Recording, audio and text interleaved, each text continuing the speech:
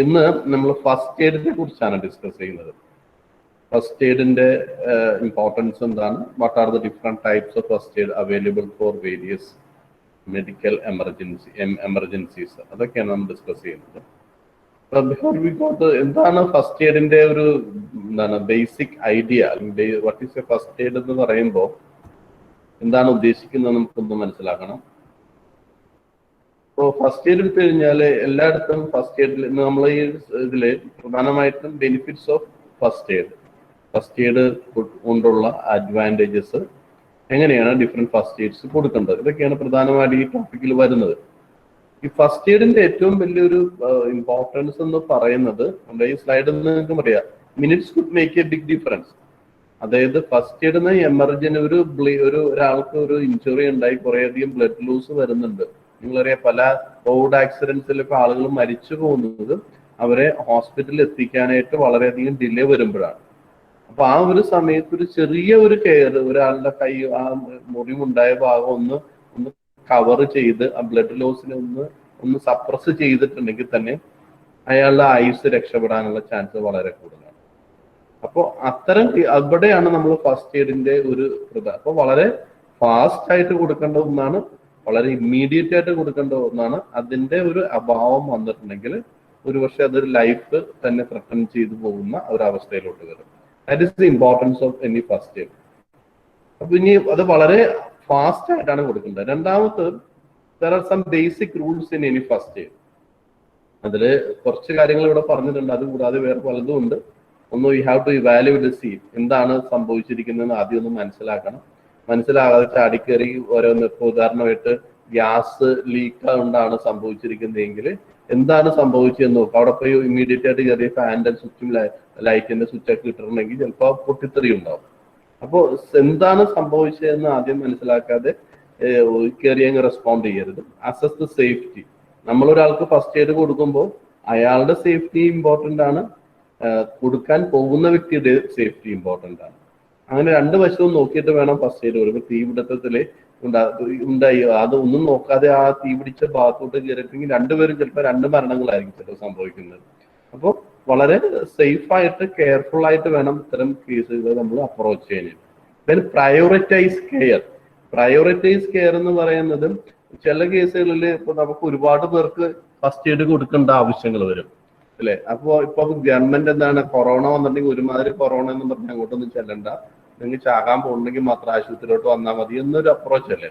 അതുപോലെ തന്നെയാണ് നമ്മൾക്ക് കുറെ അധികം ആളുകളുടെ ഉണ്ടെങ്കിൽ അതിൽ ഏറ്റവും കൂടുതൽ ഇമ്മീഡിയറ്റ് ലൈഫ് റിസ്ക് അവരെ ഐഡന്റിഫൈ ചെയ്യുക, അവർക്ക് ഇമ്മീഡിയറ്റ് ആയിട്ട് കെയർ കൊടുക്കുക.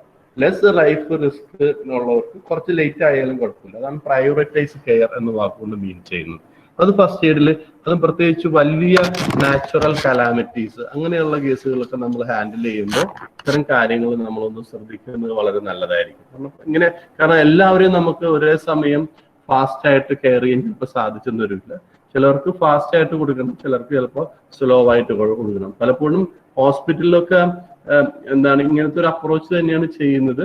പക്ഷെ ചിലപ്പോൾ അത് ആളുകൾക്കത് എന്താണ് പറയാ, അത് ദേഷ്യം വരും. കാരണം അവർ ചിലപ്പോൾ അതിലും വലിയ റിസ്ക് ആയിട്ടുള്ളവരെ ചിലപ്പോൾ ഹോസ്പിറ്റലിൽ പലപ്പോഴും ലിമിറ്റഡ് സ്റ്റാഫേ ഉണ്ടാവുള്ളൂ.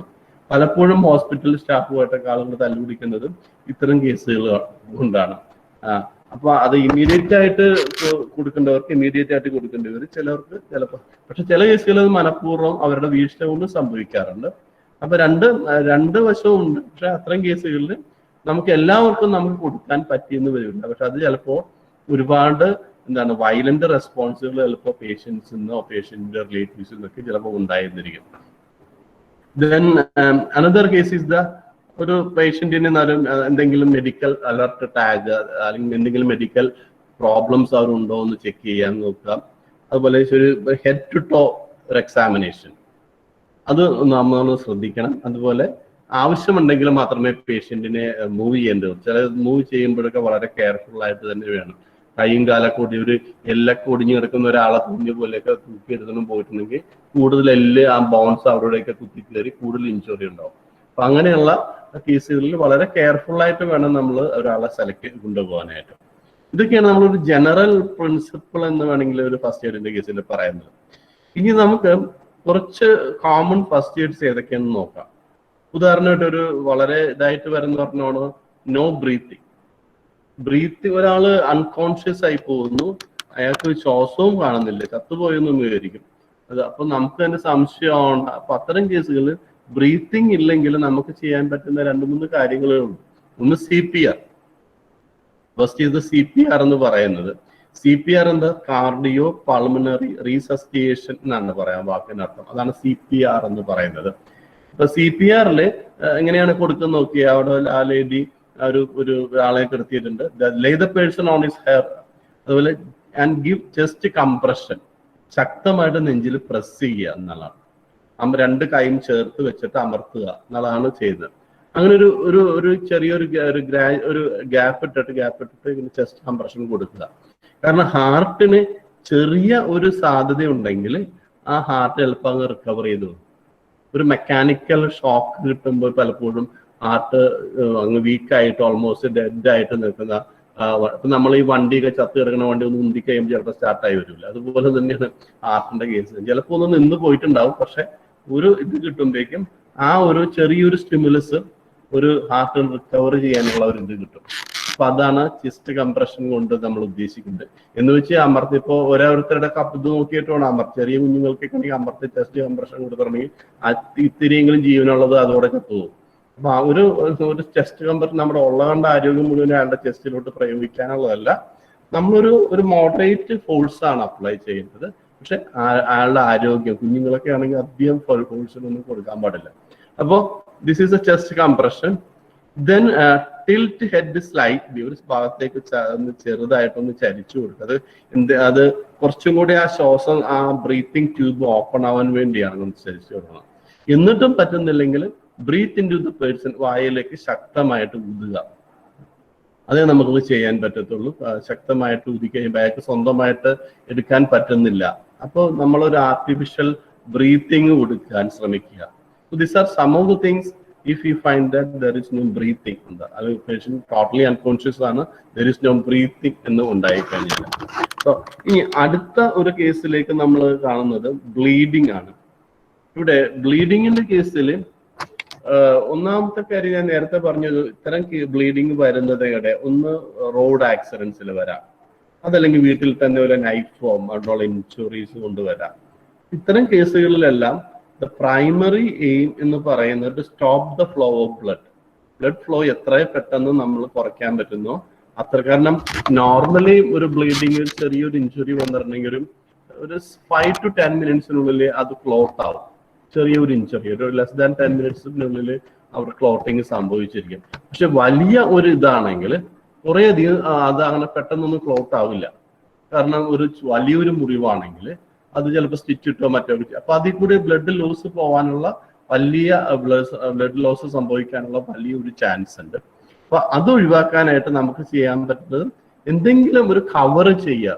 പ്രത്യേകിച്ച് കവർ ചെയ്യുമ്പോൾ കഴിയുന്നത്ര വൃത്തിയുള്ള ഒരു ക്ലോത്തോ അല്ലെങ്കിൽ കോട്ടണോ വെച്ച് നമ്മൾ കവർ ചെയ്യാൻ ചെയ്യും. Cover the wound, then apply the pressure. നമ്മൾ സാധാരണ ചെയ്യുന്നതാണ്. എവിടെയെങ്കിലും കൈ മുറിഞ്ഞിട്ടുണ്ടെങ്കിൽ നമ്മൾ ആ മുറിഞ്ഞ ഭാഗം കൊണ്ട് അമർത്തി പിടിക്കും അല്ലെ.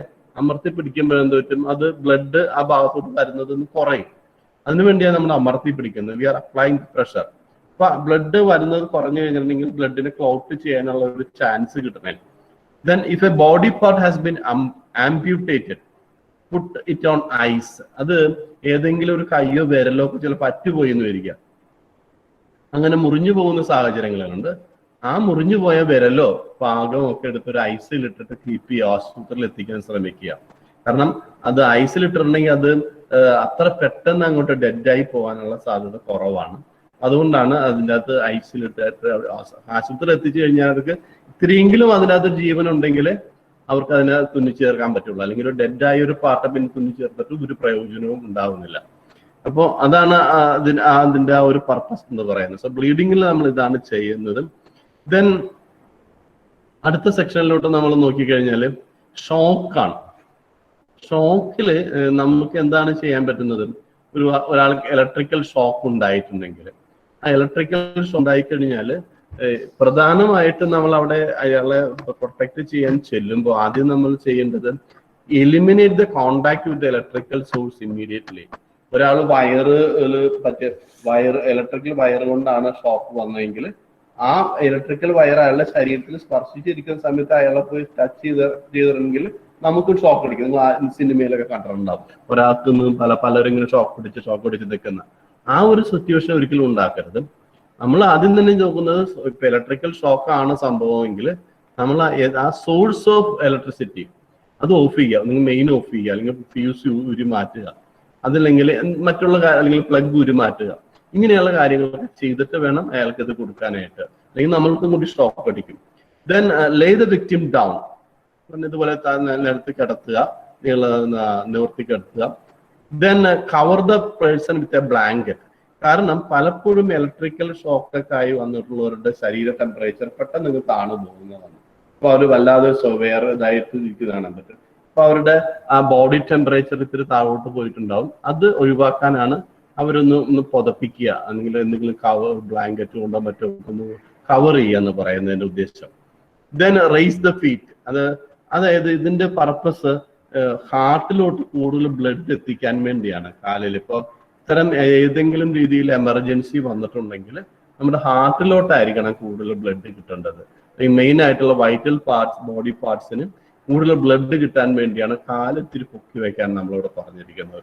ഇത്രയും കാര്യങ്ങളൊക്കെയാണ് ഒരു ഇലക്ട്രിക്കൽ ഷോക്ക് എന്ന് പറയുന്ന ഒരു സിറ്റുവേഷനിൽ നമുക്ക് ചെയ്യാൻ പറ്റുന്നത്.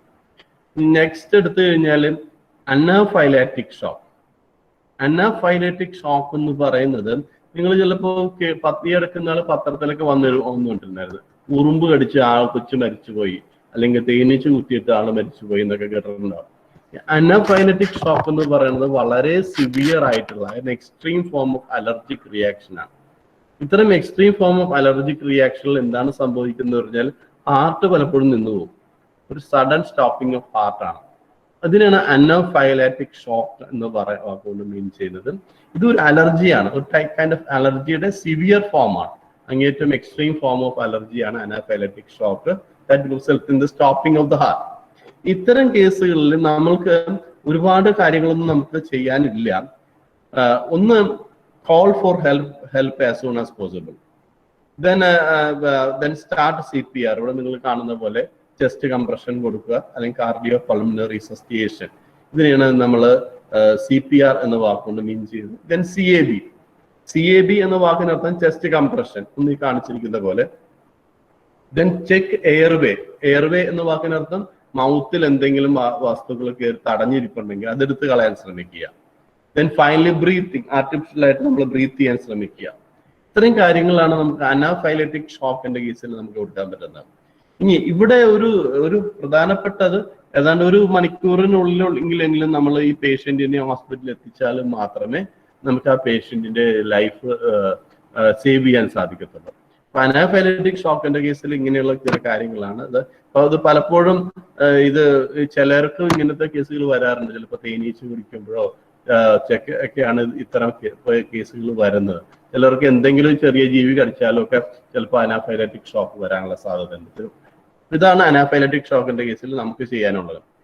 ഇനി അടുത്തത് ഹാർട്ട് അറ്റാക്ക് വരുന്നതെന്ന് വയ്ക്കാം. ഹാർട്ട് അറ്റാക്കിന്റെ കേസിൽ നമ്മൾക്ക് പലപ്പോഴും പല വീടുകളിൽ സംഭവിക്കുന്നതാണ്. ഒന്ന്, ആദ്യം തന്നെ നമ്മളൊരു എമർജൻസി ആയിട്ടുള്ള ഒരാളെ വിളിച്ചു വരുത്തുക, അല്ലെങ്കിൽ ആംബുലൻസോ അല്ലെങ്കിൽ ആശുപത്രിയിൽ എത്രയും പെട്ടെന്ന് എത്തിക്കാൻ പറ്റുന്ന ഒരാളെ നമ്മൾ ഫോൺ ചെയ്ത് വിളിച്ചു വരുത്തിയതിനു ശേഷം ആ നമ്പർ കൊടുത്തതിന് ശേഷം വിക്ടിമിനെ ശ്രദ്ധിക്കുക. കാരണം എത്രയും പെട്ടെന്ന് അയാൾ ആശുപത്രിയിൽ എത്തിക്കുക എന്നുള്ളതാണ്. Then make the victim comfortable. അയ്യോ നിനക്ക് ഹാർട്ട് അറ്റാക്ക് വന്നു, അയ്യോ ഹാർട്ട് അറ്റാക്ക് വന്ന് ചത്തുവോ എന്നൊക്കെ പറഞ്ഞ് ഇങ്ങനെ അയാളോട് ചായ കിടക്കുന്ന ആളോട് സംസാരിച്ചിട്ടുണ്ടെങ്കിൽ പകുതി ജീവനുള്ള ആളുടെ ജീവൻ മുഴുവനും ചിലപ്പോൾ പോയിക്കൊണ്ടിരിക്കും. അപ്പൊ അതുപോലെ വേവലാതിപ്പെട്ട് വെപ്രാളപ്പെട്ട് ഇത്തിരിയെങ്കിലും ജീവനുള്ള ആളെ പേടിപ്പിക്കാൻ ചെല്ലരുത്. അപ്പൊ അങ്ങനെ പോയിട്ടുണ്ടെങ്കിൽ അതോടെ ചത്തുപോകും അവര്. അപ്പൊ ഹാർട്ട് അറ്റാക്കിന്റെ കേസുകളിൽ ഇങ്ങനെയുള്ള കേസ് വളരെ ഇമ്പോർട്ടന്റ് ആയിട്ടുള്ള ഒരു കേസാണ്. എനിക്ക് അറിയാവുന്ന എൻ്റെ ഒരു റിലേറ്റീവിനെ ഇങ്ങനെ സംഭവിച്ചിട്ടുണ്ട്. കാരണം അവർക്ക് എറണാകുളം വൈപ്പിൻ എന്ന് പറഞ്ഞിടത്താണ്. അവിടെ ആദ്യം ഒരു ഹാർട്ട് അറ്റാക്ക് വന്നപ്പോൾ അവിടുത്തെ ഒരു ലോക്കൽ ഹോസ്പിറ്റലിൽ കൊണ്ടുപോയി. അവിടുത്തെ ഹോസ്പിറ്റലിൽ ചെന്നപ്പോൾ ഡോക്ടറിന് മനസ്സിലായി ഹാർട്ട് അറ്റാക്ക് ആണ്. അതുകൊണ്ട് ഇവിടത്തെ പറ്റില്ല, എത്രയും വേഗം ഏതെങ്കിലും നല്ല ഹോസ്പിറ്റലിലോട്ട് കൊണ്ടുപോയിക്കോളാന്ന് പറഞ്ഞ് ആംബുലൻസിലാണ് കൊണ്ടുപോയത്. അവർ എറണാകുളം മെഡിക്കൽ ട്രസ്റ്റിലെത്തി കഴിഞ്ഞ് ഡോക്ടർ കണ്ടപ്പോൾ തന്നെ പറഞ്ഞു ഇവരെ എത്രയും വേഗം ICUലോട്ട് കയറ്റിക്കൊള്ളാൻ പറഞ്ഞു. ഈ വാക്ക് ഡോക്ടറിന്റെ വായിന്ന് കേട്ടതോടെ ഇവർക്ക് പിന്നെ ഹാർട്ട് അറ്റാക്ക് വന്ന് അവർ അവിടെ വെച്ച് എത്തുമ്പോൾ. അപ്പൊ നമ്മൾ വളരെ നിസ്സാരമായിട്ട് കെയർലെസ് ആയിട്ട് പറയുന്ന ചില ഡയലോഗ്സുകൾ പേഷ്യന്റിനെ എങ്ങനെ എഫക്ട് ചെയ്യുമെന്ന് നമ്മൾ വിചാരിക്കണം. അപ്പോൾ ഇങ്ങനെയുള്ള പല കേസുകളിലും അതായത് വിക്ടിമിനെ ഏറ്റവും കംഫർട്ടബിൾ ആയിട്ട്, ചിലപ്പോൾ വളരെ severe form of heart attack ആയിരിക്കും, പക്ഷെ ആ വിക്ടിം എങ്ങനെയാണ് അതിനോട് റെസ്പോണ്ട് ചെയ്യുന്നത് അതിനെ ബേസ് ചെയ്തിരിക്കും ഹാർട്ട് അറ്റാക്ക് ആ വ്യക്തി സർവൈവ് ചെയ്യുന്നതും ഇല്ലാതെ ഇരിക്കുന്നതും. Then loose and tight clothing, അവർക്ക് ഞാൻ നേരത്തെ പറഞ്ഞ ഇത്തരം കേസുകളിൽ ബോഡി ടെമ്പറേച്ചർ പലപ്പോഴും താഴോട്ട് പോകും, ധാരാളം വേർക്കുന്നത് കാണാൻ പറ്റും. അപ്പൊ അതെല്ലാം വ്യക്തിനെ ഒന്ന് കംഫർട്ടബിൾ ആക്കുക, അതാണ് ലൂസ് ആൻഡ് ടൈറ്റ് ക്ലോത്ത് എന്തെങ്കിലുമൊക്കെ ഉണ്ടെങ്കിൽ അതൊക്കെ ഒന്ന് റിലീസ് ചെയ്ത് കൊടുക്കാനും പറയണം. Then check for medication. ഇത്തരം കേസുകളിൽ മിക്കവാറും ഹാർട്ട് പേഷ്യൻസിന്റെ കേസിൽ അവർക്ക് ചില മെഡിസിൻസ് ഒക്കെ ഉണ്ടാവും ഡോക്ടർ കൊടുത്ത്, അത് ഉടനെ കൊടുക്കാനായിട്ട് ശ്രമിക്കുക. Then keep victim still. Then don't give stimulants ഒന്നും കൊടുക്കാതിരിക്കുക. അതിപ്പോ ചായ അങ്ങനെയുള്ള സാധനങ്ങളൊന്നും ആ സമയത്ത് കൊടുക്കാൻ പാടില്ലെന്നാണ് പറയുന്നത്. പിന്നെ സാധാരണഗതിയിൽ നമ്മൾ ഇത്തരം കേസിൽ ആസ്പിരിൻ പലപ്പോഴും ഒരു ഹാർട്ട് അറ്റാക്ക് വന്നവർക്ക് പെട്ടെന്ന് അത്, കാരണം ആസ്പിരിന്റെ ഒരു അഡ്വാൻറ്റേജ് എന്ന് പറഞ്ഞാൽ it is reducing blood clotting reduce ചെയ്യാൻ പറ്റുന്ന ഒരു മരുന്നാണ് ആസ്പിരിൻ. ദെൻ അതുകൊണ്ട് തന്നെ ബ്ലഡ് ഫ്ലോ ആ ഒരു വളരെ ചെറുതായിട്ടുള്ള നാരോയിഡ് ആയിട്ടുള്ള ആർട്ടറിക്ക് ബ്ലഡ് ഫ്ലോ കുറച്ചും കൂടി ഈസി ആയിട്ട് കടന്നു പോകാനുള്ള ഒരു സഹായം. അപ്പൊ ആസ്പിരിൻ അങ്ങനെ ഒരു പ്രത്യേകത ഉണ്ട്. ആസ്പിരിൻ അതുപോലെ ഒരു പെയിൻ കില്ലർ കൂടിയാണ്. അതുകൊണ്ട് പലപ്പോഴും ആസ്പിരിൻ പേഷ്യൻസിന് ഹാർട്ട് അറ്റാക്ക് വന്നവർക്ക് ഇമ്മീഡിയറ്റ് ആയിട്ട് കൊടുക്കുന്നതായിട്ട് കണ്ടിട്ടുണ്ട്.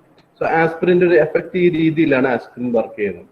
അപ്പൊ ഹാർട്ട് അറ്റാക്കിന്റെ കേസിൽ നമ്മളുടെ ഭാഗത്ത് നമുക്ക് ചെയ്യാൻ പറ്റുന്ന ഹാർട്ട് അറ്റാക്ക് ആണെന്ന് മനസ്സിലായാൽ എത്രയും പെട്ടെന്ന് തന്നെ ആശുപത്രിയിൽ എത്തിക്കുക. ഇന്നിപ്പോ പണ്ടത്തെ അത്രയും നമ്മൾ വാഹന സൗകര്യങ്ങളുടെ പ്രശ്നങ്ങളൊന്നുമില്ല. പണ്ട് ഒരു വണ്ടിയും ഒക്കെ വിളിച്ചു വരുന്നതിലേക്ക് ആള് ചിലപ്പോൾ ചത്തിട്ടുണ്ടാവും. ഇന്ന് അങ്ങനെയല്ല, എത്രയും പെട്ടെന്ന് നമുക്ക് ആശുപത്രിയിൽ എത്തിക്കാനുള്ള സൗകര്യങ്ങൾ ഒരുമാതിരി എല്ലാ സ്ഥലങ്ങളിലും ഉണ്ട്. കാരണം വാഹനങ്ങളൊക്കെ വളരെ വളരെ കോമൺ ആണെന്നുള്ളത്. അപ്പൊ അതാണ് നമുക്ക് ഇതിൻ്റെ അകത്ത് ചെയ്യാൻ പറ്റുന്നത്. ഇനി നെക്സ്റ്റ് ഇതെടുത്ത് ചോക്കിങ്. ഇത് ഇടയ്ക്കൊക്കെ പത്രത്തിൽ ഇത്തരം കേസുകളിൽ വന്നിട്ടുണ്ടാവും. എന്തെങ്കിലും ഒരു വസ്തു നമ്മുടെ തൊണ്ടയിൽ കിട്ടിപ്പോവുക. അത് പലപ്പോഴും ചെറിയ കുട്ടികൾക്കാണ് ഇതൊരു അവരെന്തെങ്കിലും എടുത്തു കഴിഞ്ഞാൽ ആ തൊണ്ടയിൽ ചെന്ന് ആ പൈസയോ ചെറിയ ബോളോ അല്ലെങ്കിൽ എന്തെങ്കിലും വലിപ്പമുള്ള വസ്തുക്കളോ അല്ലെങ്കിൽ ഫുഡ് ഐറ്റംസ് തന്നെയൊക്കെ ചെന്ന് അവിടെ ഒന്ന് സ്റ്റക്കായി പോയിരുന്നിരിക്കുക. അത് അധികം സമയമൊന്നും അത്തരം കേസുകൾ നമുക്ക് കിട്ടില്ല. ഒരു 5 മിനിറ്റ് സമയത്തിനുള്ളിൽ അതെടുത്ത് കളഞ്ഞില്ലെങ്കിൽ ബ്രീത്തിങ് സ്റ്റോപ്പായി ആള് ഡെഡ് ആയി പോകും. വളരെ കുറച്ച് ടൈമേ കിട്ടുള്ളൂ. 5 to 10 മിനിറ്റ്സിനുള്ളിൽ മിക്കവാറും ആള് ഡെഡ് ആവും. ഒരവസ്ഥയാണ് ഇത്തരം കേസുകളിൽ. അപ്പൊ എത്രയും പെട്ടെന്ന് വളരെ ബുദ്ധിപൂർവമായിട്ട് നമ്മൾ ചെയ്യുന്ന ഡിസിഷൻസ് ആണ്. ഇത്തരം കേസുകളിൽ നമുക്ക് ചെയ്യാൻ പറ്റുന്ന ഒരേ ഒരു കാര്യം എന്ന് പറഞ്ഞാൽ, നോക്കിയേ, ഒന്ന് ശക്തമായിട്ട് ചുമക്കാൻ പറയുക. ചുമച്ചിട്ടും പോകുന്നില്ലെങ്കിൽ ഡെലിവർ 5 ബാക്ക് ബ്ലോസ്. മുതുകില് ശക്തമായിട്ട് അടിക്കുക. മുതുകിൽ ശക്തമായിട്ട് അടിക്കുന്നതിന് ശേഷം നമ്മൾ ആ വയറിൽ പിടിച്ച് അമർത്തുക. ഒന്ന് വയറിൽ ആ സ്ത്രീയോട് കാണിക്കുന്ന പോലെ വയറിൽ ശക്തമായിട്ട് അമർത്തുക. അതോടൊപ്പം മുതുകിൽ അടിക്കുകയും ചെയ്യുക. അപ്പൊ ചെറിയ കുട്ടികളാവുമ്പോൾ ഇത് കുറച്ചു നേരത്തേക്ക് ഈ മുതുകിലുള്ള ബ്ലോസും ബാക്ക് ബ്ലോസും അബ്ഡോമിനൽ ത്രസ്റ്റും മാറി മാറി ചെയ്തിട്ടുണ്ടെങ്കിൽ മിക്കവാറും ഈ ഒരു തൊണ്ടയിൽ കെട്ടിയിരിക്കുന്ന വസ്തു അവിടുന്ന് തള്ളി പുറത്തോട്ട് പോരുന്നതായിട്ടാണ് കാണുന്നത്. അതാണ് ഈ ബാക്ക് ബ്ലോസും ഈ അബ്ഡോമിനൽ ത്രസ്റ്റിങ്ങിനും കൊണ്ട്. ഇപ്പൊ ചെറിയ കുഞ്ഞുങ്ങളാണെങ്കിൽ ആ ഒരു കോഴ്സിലേക്ക് കൊടുക്കാൻ പറ്റത്തുള്ളൂ. ഒരുപാട് അമർത്തി മുതുകത്തിട്ട് അമർത്തി അടി കൊണ്ട് വെച്ച് ചേർത്ത് പോകരുത്. ആ രീതിയിൽ ഒരു മയത്തിന് വേണം ഇത്തരം കേസുകൾ നമ്മൾ കൊടുക്കാനായിട്ട്. അപ്പോൾ repeated sequence of back blows and abdominal thrust, ഇത് അറിയാമെങ്കിൽ തന്നെ പല കുഞ്ഞുങ്ങളുടെയും ജീവൻ രക്ഷിക്കാൻ പറ്റും. പലപ്പോഴും അമ്മമാർക്ക് അറിയില്ല എന്താണ് ചെയ്യുന്നതെന്ന് വെച്ച് അതെടുത്ത് കളയാൻ പറ്റുമെങ്കിൽ അത്രയും നമുക്ക് ചിലപ്പോൾ കൈയിട്ടൊക്കെ എടുത്ത് കളയാൻ പറ്റി അത്രയും നല്ലത്. അത്തരം എടുക്കാൻ എല്ലാം ഇപ്പോഴും ഉള്ളിലോട്ട് കയറിപ്പോയതാണെങ്കിൽ നമുക്ക് എടുത്ത് കളയാൻ പറ്റത്തില്ല. അത്തരം കേസുകളിൽ ഈ ഒരു മാർഗം മാത്രമേ ഉള്ളൂ, back blows and abdominal thrust. ഇത് രണ്ടും മാറി മാറി കുറച്ചു നേരം ചെയ്ത് കഴിഞ്ഞിട്ടുണ്ടെങ്കിൽ മിക്കവാറും നമ്മൾ അതിനുള്ളിൽ തന്നെ വണ്ടി ഉണ്ടെങ്കിൽ വണ്ടിയിൽ കൂടെ എത്രയും വേണ്ട ആശുപത്രിയിൽ എത്തിക്കാനുള്ള നടപടികളൊക്കെ നമ്മൾ സ്വീകരിക്കുക. ഇതാണ് ചോക്കിംഗ് എന്ന് പറയുന്നത്. ഇത് നമുക്ക് ചെയ്യാൻ പറ്റുന്ന കാര്യങ്ങൾ. ഇനി അടുത്തത് എന്ന് പറയുന്നത് ഇപ്പൊ abdominal thrust is not working. അതിലാണ് ഫിംഗർ സ്വീപ്പ്. അതിൽ കെട്ടിക്കിടക്കുന്ന സ്റ്റക്കായി കിടക്കുന്ന വസ്തുവിനെ എടുത്ത് കളയാൻ നോക്കുക. ദെൻ ഇവിടെ abdominal thrust check ABC. ABC എന്ന വാക്കിനർത്ഥം എയർവേ, ബ്രീത്തിങ് ആൻഡ് സർക്കുലേഷൻ. അതാണ് ABC. ഏത് മെഡിക്കൽ എമർജൻസി വന്നാലും നമ്മൾ നോക്കണം എയർവേ, ബ്രീത്തിങ് ആൻഡ് സർക്കുലേഷൻ. ഇത് മൂന്നും കൃത്യമായിട്ട് നടക്കുന്നുണ്ടോ എന്ന് നോക്കുക. അതുണ്ടെങ്കിൽ തന്നെ പകുതി ആശ്വാസമാണ്. Then and if necessary give CPR. CPRൽ എന്താണ്, നമ്മൾ ചെസ്റ്റ് കംപ്രഷൻ ആണ് നമ്മൾ കൊടുക്കുന്നത്. ചെസ്റ്റ് കംപ്രഷനും ഫോളോഡ് ബൈ ആർട്ടിഫിഷ്യൽ ബ്രീത്തിങ്ങും. ഇതാണ് നമ്മൾ ഇത്തരം കേസുകളിൽ ചേരുന്നത്. അപ്പൊ ചോക്കിങ്ങിന്റെ കേസിലും ഈ ഒരു ചിലപ്പോൾ വസ്തു പുറത്തോട്ട് എടുത്ത് കളഞ്ഞതിന് ശേഷം നമുക്ക് ഇതൊക്കെ കൊടുത്തു കഴിഞ്ഞിട്ടുണ്ടെങ്കിൽ മിക്കവാറും ജീവൻ തിരിച്ചു പിടിക്കാൻ നമുക്ക് സാധിച്ചെന്നിരിക്കും. അപ്പൊ ഇതാണ് ഒരു ഇത്തരം മെഡിക്കൽ എമർജൻസിയിൽ നമുക്ക് ചെയ്യാൻ പറ്റുന്ന കാര്യങ്ങൾ. ഈ അടുത്തത് ഇലക്ട്രിക്കൽ ഷോക്ക്. നമ്മൾ നേരത്തെ പറഞ്ഞ ഒരു കേസ് തന്നെയാണ്. അത് രണ്ടാമതും വന്നിരിക്കുന്നത്. അവിടെ പ്രധാനമായിട്ട് remove the person from the live wire, then check for breathing. ആൾക്ക് ജീവനുണ്ടോ എന്നൊക്കെ അല്ലെങ്കിൽ ഉണ്ടോ എന്ന് നോക്കുക, ബ്രീത്ത് ചെയ്യുന്നുണ്ടോ എന്ന് കൃത്യമായിട്ട് മനസ്സിലാക്കാൻ ശ്രമിക്കുക. Then I injuries. I injuries എടുത്തിട്ടുണ്ടെങ്കിൽ ഐ ഇഞ്ചുറീസിൽ പലപ്പോഴും നമ്മൾക്ക് ചെയ്യാൻ പറ്റുന്ന ഒരു കാര്യം ധാരാളം വെള്ളം ഒഴിച്ച് കഴുകുക എന്നുള്ളതാണ്. ദെൻ സ്പ്ലാഷസ്. ദെൻ എന്തെങ്കിലും പാർട്ടിക്കിൾസ് ആണ് കണ്ണിൽ പോയിരിക്കുന്നതെങ്കിൽ അത് എടുത്ത് കളയാനായിട്ട് പറ്റുമെങ്കിൽ കളയാൻ ശ്രമിക്കുക. അത് കളഞ്ഞ് കൂടുതൽ ഇഞ്ചുറി വരുത്താത്ത സിറ്റുവേഷൻ ആയിരിക്കണം. മിക്കവാറും ഐ ഇഞ്ചുറീസ് വരുന്നത് കണ്ണിലോട്ട് എന്തെങ്കിലും ശക്തമായിട്ടൊന്ന് ഇടി വരിക, അല്ലെങ്കിൽ അടിയോട്ടോ മറ്റും കൊള്ളുക, അതുപോലെ കട്ടോ മുറിവോ മറ്റോ ഉണ്ടാവുക, എന്തെങ്കിലും കൂർത്ത ഓബ്ജക്ട്സ് കണ്ണിലോട്ട് കുത്തിക്കേറുക. ഇത്തരം ഇതാണ് ഐ ഇഞ്ചുറീസിൽ വരുന്നത്. ഇത് ചില കേസുകളിൽ മിക്കവാറും കേസുകൾ ഹോസ്പിറ്റലിൽ തന്നെ കൊണ്ടുപോയി ട്രീറ്റ് ചെയ്യേണ്ട കേസുകളാണ്. വളരെ പരിമിതമായ ഒരു കേസ് മാത്രമേ നമുക്ക് ഇവിടെ ചെയ്യാൻ സാധിക്കത്തുള്ളൂ. അടുത്തത് ബേൺസ് ആണ്. ബേൺസ് എടുത്താല് ബേൺസ് പല രീതിയിലുള്ളതുണ്ട്. First degree burns, second degree burns, third degree burns. നിങ്ങൾ പലപ്പോഴും ഹോസ്പിറ്റലിലേക്ക് കൊണ്ടുപോകുമ്പോൾ 40% എന്താണ് ബേൺസ് ആണെന്നൊക്കെ പറയുന്നത്, 80% ബേൺസ് ആണെന്നൊക്കെ നിങ്ങൾ കേട്ടിട്ടുണ്ടാവും. അതായത് എന്തുമാത്രം ടിഷ്യൂസ് ഡാമേജ് ആയിരിക്കുന്നു എന്നതിനെ ബേസ് ചെയ്തിട്ടാണ് 40 ഡിഗ്രി, 50 ഡിഗ്രി, 80 ഡിഗ്രി എന്നൊക്കെ അവർ പറയുന്നത്. ഫസ്റ്റ് ഡിഗ്രി ബേൺസ് എന്ന് പറഞ്ഞാൽ കൈ ജസ്റ്റ് ഒന്ന് ചുമന്നിട്ടുണ്ടാവും, സ്കിന്നിനവിടെ വേദനയുണ്ട്, അതാണ് reddened and painful skin. Second degree burns എന്ന് പറയുമ്പോൾ ഉമ്മള് പോലെ വീർത്ത് വരിക, അവിടെ ബ്ലിസ്റ്ററിങ് ഉണ്ടാവും, അതാണ് സെക്കൻഡ് ഡിഗ്രി ബേൺസിന്റെ സിംറ്റംസ്. തേർഡ് ഡിഗ്രിയാണ് ഏറ്റവും സിവിയർ ഫോം ഓഫ് ബേൺസ് എന്ന് പറയുന്നത്. അവിടെ ബേൺസ് ഉണ്ടായ ഭാഗത്ത് ചാറിങ് ഉണ്ടാകുക, അവിടെ ടിഷ്യൂസ് ഒരുപാട് ഡാമേജ് ആയി പോവുക, ഡെഡ് ആയി പോവുക, ഡീപ്പ് ടിഷ്യൂ ഡാമേജ് ഉണ്ട്. അപ്പൊ തേർഡ് ഡിഗ്രി ബേൺസിലാണ് കൂടുതൽ ഇൻഷുറി, കൂടുതൽ അപകടം ഉണ്ടാവുന്നത്, കൂടുതൽ ലൈഫ് റിസ്ക് ഉണ്ടാവുന്നത് തേർഡ് ഡിഗ്രി ബേൺസിലാണ്. ഇത്തരം കേസുകൾ നമ്മൾക്ക് ബേൺസ് വന്നിട്ടുണ്ടെങ്കിൽ നമ്മൾ സാധാരണ ഗതിയിൽ നമ്മൾ ചെയ്യുന്നത് അത് മിക്കവാറും ഫയർ കൊണ്ടോ അല്ലെങ്കിൽ ആയിരിക്കും ബേൺസ് വരുന്നത്. എത്രയും വേഗം അത് അവരൊരു എന്താ പറയുക ഐസോ അല്ലെങ്കിൽ ബ്ലാങ്കറ്റ് കൊണ്ടൊക്കെ നനച്ച തുണി കൊണ്ടൊക്കെ ഒന്ന് പൊതിയുക, എത്രയും പെട്ടെന്ന് അവരെ ആശുപത്രിയിൽ എത്തിക്കാനുള്ളത്. അപ്പൊ അത്രയ്ക്ക് നമുക്ക് ചെയ്യാൻ സാധിക്കത്തുള്ളൂ. ഐസ് വെക്കുക, അതുപോലെ നനഞ്ഞ തുണികൾ കൊണ്ട്. ഇപ്പോൾ ചില കേസുകളിൽ തീ പിടിക്കുന്ന സമയത്തൊക്കെ നമുക്ക് നോർമൽ ആയിട്ടുള്ള എന്തെങ്കിലും നമ്മൾ ഉദ്ദേശിക്കുന്ന വസ്തു കിട്ടിയെന്ന് വരില്ല, പക്ഷെ എന്തെങ്കിലും തിക്കായിട്ടുള്ള ചാക്കാണെങ്കിലും മതി, അല്ലെങ്കിൽ ബെഡ്ഷീറ്റ് ആണെങ്കിലും മതി, അത് വെച്ച് അങ്ങ് പൊതിഞ്ഞു കഴിയുമ്പോഴേക്കും എയർ സർക്കുലേഷൻ കുറയും, പെട്ടെന്ന് തന്നെ ആ ഫയർ അങ്ങ് കെടുത്തി കളയാൻ സാധിക്കും. അതാണ് കട്ടിയുള്ള തുണി കൊണ്ട് പൊതിയാൻ പറയുക, അല്ലെങ്കിൽ ചെറിയ നൈസ് ആയിട്ടുള്ള ബെഡോ അങ്ങനെയൊക്കെ ഉണ്ടെങ്കിൽ അതുകൊണ്ടാണ് പൊതിയാൻ പറയുക. അപ്പോൾ എയർ കിട്ടാതെ വരുമ്പോൾ തീ അപ്പൊ തന്നെ കിട്ടുള്ളൂ. അപ്പൊ അങ്ങനെയുള്ള കേസുകളിലൊക്കെയാണ് ഫയർ ഇൻഷുറീസിൽ നിന്നാണ് മിക്കവാറും ബേൺസ് ഉണ്ടാവുന്നത്. അതും especially severe forms of burns എന്ന് പറയുന്നത്. അതുപോലെ ചെറിയ തരം ബേൺസ് ഒക്കെ ആണെങ്കിലും നമ്മളെ വീട്ടിൽ പല രീതിയിലുള്ള ട്രീറ്റ്മെന്റുകളൊക്കെ നമ്മൾ ചെയ്യും. അതിനുള്ള അത്തരം കാരണം പലപ്പോഴും കിച്ചണിലൊക്കെ വർക്ക് ചെയ്യുമ്പോൾ സ്ത്രീകൾക്ക് എത്ര ശ്രദ്ധിച്ചാലും ചില ചെറിയ രീതിയിലുള്ള പൊള്ളലുകൾക്ക് അപ്പൊ അതിനുള്ള മെഡിസിൻസ്, ബെർണോളോ അതുപോലുള്ള ക്രീംസ് ഒക്കെ എപ്പോഴും വീട്ടിലൊന്ന് സ്റ്റോർ ചെയ്ത് വെക്കുന്നത് വളരെ നല്ലതാണ്. കാരണം എപ്പോഴാണ് ഇങ്ങനെ ഒരു കാരണം ചില ഇഞ്ചുറീസ് വന്നിട്ടുണ്ടെങ്കിൽ വല്ല മുഖത്തൊക്കെ വന്നിട്ടുണ്ടെങ്കിൽ അവിടെ പിന്നെ പാണ്ട് പിടിച്ചിരിക്കും. അപ്പൊ അതെല്ലാം ബുദ്ധിമുട്ടാണ്. അപ്പൊ ഇത്തരം കേസുകൾ അതിനുള്ള മെഡിക്കേഷൻസ് നമ്മുടെ വീട്ടിൽ ഉണ്ടായിരിക്കണം. Then exposure to hazardous material. Hazardous materials എന്ന് പറയുന്നത് കണ്ണിൽ വീഴാം, സ്കിന്നിൽ വീഴാം, അത് ശ്വസിക്കാം, അല്ലെങ്കിൽ ഇഞ്ചക്ഷൻ ഉണ്ടാവാം.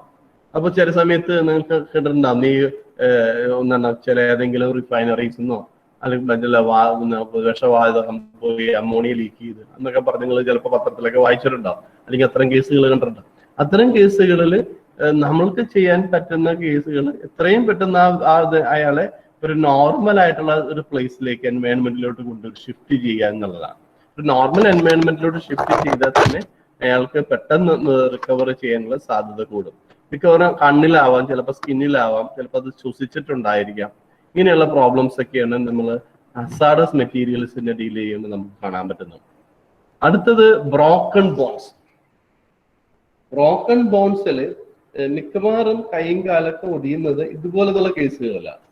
എവിടെയെങ്കിലും സ്റ്റെപ്പിൽ നിന്ന് മറിഞ്ഞു വീഴുക, അതല്ലെങ്കിൽ ഉയരമുള്ള വല്ല മരത്തിലൊക്കെ കയറി മരത്തിന് താഴെ വീഴുക, അല്ലെങ്കിൽ ഏതെങ്കിലും ഹൈറ്റ് ആയിട്ടുള്ള പ്ലേസിൽ അങ്ങനെയുള്ള ഇതിലൊക്കെയാണ്, അല്ലെങ്കിൽ എന്തെങ്കിലും വാഹന അപകടങ്ങൾ ഉണ്ടാകും. ഇത്തരം കേസുകളിലൊക്കെയാണ് ബോൺസ് ബ്രേക്ക് ചെയ്യുന്നത്, അല്ലെങ്കിൽ ബോൺ ഇഞ്ചുറി അല്ലെങ്കിൽ ഫ്രാക്ചർ ഉണ്ടാവുന്നത്.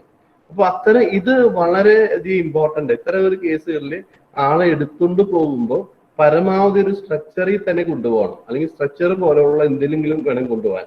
നമ്മള് 3-4 പേര് തോന്നണ പോലെ വട്ടം പിടിച്ചിട്ട് കൊണ്ടുപോയിട്ടുണ്ടെങ്കിൽ ആ ഇഞ്ചുറി ചിലപ്പോൾ കൂടുതൽ സിവിയർ ആവാനുള്ള സാധ്യതയുണ്ട്. ഇപ്പൊ എല്ലിന്റെ ഒക്കെ പൊസിഷനൊക്കെ തന്നെ മാറി കിടക്കുകയാണെങ്കിൽ കറക്റ്റ് പൊസിഷനിൽ അവരെ കൊണ്ടുപോയില്ലെങ്കിൽ കൂടുതൽ മസിൽ ഇഞ്ചുറി, കൂടുതൽ ഭാഗത്തേക്ക് ഇഞ്ചുറി ഉണ്ടാവാനുള്ള, ടിഷ്യൂ ഇഞ്ചുറി ഉണ്ടാവാനുള്ള സാധ്യത വളരെ കൂടുതലാണ്. അപ്പോൾ ഈ ബോൺ ഇഞ്ചുറി അല്ലെങ്കിൽ ഒക്കെ ഉണ്ടാവും, ബ്രോക്കൺ ബോൺസുമായിട്ട് റിലേറ്റഡ് ആയിട്ടുള്ളത് ഉണ്ടാകുമ്പോൾ വളരെ കെയർഫുൾ ആയിട്ട് വേണം ആ വ്യക്തി എടുത്തിട്ട് പോകാനായിട്ട്. Then heat exhaustion. ഹീറ്റ് എക്സോഷനിൽ ഇപ്പൊ നേരത്തെ ഫയറിനെ കുറിച്ച് പറഞ്ഞു. അതുപോലെ തന്നെയാണ് ഇതുപോലത്തെ ഒരു എന്താ പറയാ ചൂടുള്ള പ്ലേസുകളിൽ വർക്ക് ചെയ്യുന്നവർക്കാണ്. അങ്ങനെയുള്ളവർക്ക് ചിലപ്പോ കുറെ നേരം അവിടെ വർക്ക് ചെയ്ത് കഴിയുമ്പോഴേക്കും അവരുടെ ആരോഗ്യ ഇത് വളരെ ഇതായിട്ട്. ഫസ്റ്റ് സ്റ്റെപ്പ് എന്ന് പറയുന്നത് അവരൊരു കൂൾ ആയിട്ടുള്ള ടെമ്പറേച്ചർ ഉള്ള പ്ലേസിലേക്ക് പോവുക. ദെൻ അയാളുടെ എലിവേറ്റ് ഫീറ്റ്, കാരണം നേരത്തെ ഞാൻ പറഞ്ഞു ഹാർട്ടിലോട്ട് കൂടുതൽ ബ്ലഡ് വരാനാണ്. Loosen clothing. ദെൻ ധാരാളം ഫ്ലൂയിഡ് കൊടുക്കാൻ ശ്രമിക്കുക. ദെൻ അപ്ലൈ കൂൾ കംപ്രസസ്, തണുപ്പുള്ള, നിങ്ങൾക്കറിയാം ഇങ്ങനെ ചെറിയ കൂൾ പാഡായിട്ടൊക്കെ ചില കിട്ടുന്ന കവറിൽ പൊട്ടിച്ച് ചെയ്യുമ്പോഴേക്കും തണുപ്പുള്ള ഒരു ഇതാണ്, ഒരു ടവല് പോലത്തെ സംഭവമുണ്ട്, കൂൾ ടിഷ്യൂ ആയിട്ട് വരുന്നത്. അതെല്ലാം എടുത്ത് വെച്ച് കൊടുക്കുക. അപ്പൊ അങ്ങനെയുള്ള കാര്യങ്ങളൊക്കെയാണ് നമുക്ക് ഒരു ഹീറ്റ് എക്സോഷനിൽ. ഉദാഹരണമായിട്ട് ഇത് ഇങ്ങനെ തന്നെ സംഭവിക്കണമെന്നില്ല. ചില കേസുകളിൽ നമ്മുടെ ഈ വർഷം കാര്യമായിട്ട് ഹീറ്റ് ഇഞ്ചുറീസ് ഒന്നും ഉണ്ടായില്ല. സൺസ്ട്രോക്ക് എന്നൊക്കെ പറഞ്ഞ് വരുന്നില്ലേ, അല്ലെങ്കിലും മാർച്ച് ഒരു ചൂടുള്ള സമയം വന്നു കഴിയുമ്പോഴേക്കും ഈ തവണ എന്ത് പറ്റി, എല്ലാവരും കൊറോണ അടിച്ച് വീട്ടിൽ തന്നെയായിരുന്നു. അതുകൊണ്ട് ആർക്കും സൺസ്ട്രോക്കും മറ്റൊന്നും സംഭവിച്ചില്ല. അല്ലെങ്കിൽ പലപ്പോഴും പാലക്കാടും അതുപോലെയുള്ള പ്രദേശങ്ങളിൽ നിന്നൊക്കെ സൺസ്ട്രോക്ക് സംഭവിച്ചെന്ന് പറഞ്ഞ് പല വാർത്തകളും പത്രത്തിലൊക്കെ നമുക്ക് കാണുന്നതാണ്. അത്തരം കേസുകളിൽ ശരീരം എത്രയും പെട്ടെന്ന് തണുപ്പിക്കാനുള്ള മാർഗങ്ങളിലോട്ട് നമുക്ക് ചെയ്യാൻ ശ്രമിക്കുക. അടുത്തത് ഹീറ്റ് സ്ട്രോക്ക്. ഹീറ്റ് എക്സോഷനും ഹീറ്റ് സ്ട്രോക്കും. ഹീറ്റ് സ്ട്രോക്ക് ആണ് ഇത് എന്താണ് ഈ സൺസ്ട്രോക്ക് എന്നൊക്കെ നമ്മൾ പറയുന്നത്. പെട്ടെന്നായിരിക്കും ആള് തളർന്നു നിന്ന് താഴോട്ടൊക്കെ വീഴുന്നത്. അത് കുറെ നേരമായിട്ട് അയാളുടെ ബോഡിയിലെ കോർ ടെമ്പറേച്ചർ വളരെയധികം ഒരു 98.4 ആണ് നമ്മുടെ നോർമൽ ടെമ്പറേച്ചർ. അതിന് മുകളിലോട്ട് പോയിട്ടുണ്ടെങ്കിൽ ചില പെട്ടെന്ന് ആൾ അൺകോൺഷ്യസ് ആയിട്ട് താഴെ വീണ് പോകും. അപ്പോൾ അത്തരം കേസുകളിൽ ധാരാളം വെള്ളം കുടിക്കുക, കഴിയുന്നത്ര തണുപ്പിലോട്ട്. അതുകൊണ്ടാണ് ഇത്തരം കേസുകൾ നല്ല ചൂടുള്ള സമ്മർ സീസണിലൊക്കെ ഈ പുറത്തെല്ലാം ജോലി ചെയ്യുന്നവര് നട്ടുച്ച സമയം ഏകദേശം ഹീറ്റ് അതിന്റെ പരമാവധി വരുന്നത് ഏകദേശം 2 മണി സമയത്താണ്.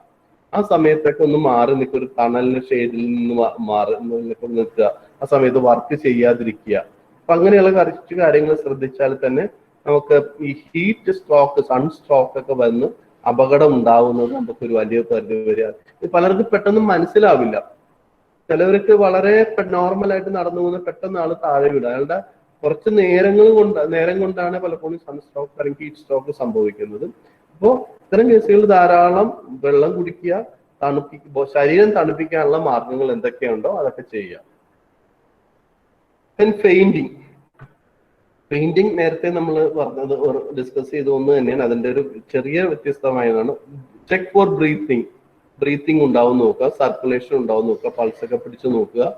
Then CPR, cardio pulmonary resuscitation. Then call 911. 911 എന്ന് പറയുന്നത് നമ്മുടെ നാട്ടിലെ അമേരിക്കയിലൊക്കെ എമർജൻസി നമ്പറാണ്. അത് നമ്മുടെ ഇപ്പൊ അതിന് പകരം 112 എന്ന് പറയുന്ന നമ്പറാണ്. അത് കോമൺ എമർജൻസി നമ്പറാണ്. ആ നമ്പറിൽ വിളിച്ചാൽ പോലീസിനെങ്കിൽ പോലീസിന്, ഫയർഫോഴ്സിനെങ്കിൽ ഫയർഫോഴ്സിന്, അല്ലെങ്കിൽ വേറെ ഏതെങ്കിലും കേസുകളിലോട്ടാണെങ്കിൽ അത് അവർ കൺസേൺഡ് സെക്ഷന് ഡീൽ കൊടുത്തോളും. Then if you conscious, lay the victim down with feet. ഇവിടെ എല്ലാ കേസുകളിലും കാല് പൊക്കി വരക്കാനാണ് പറയുന്നത്.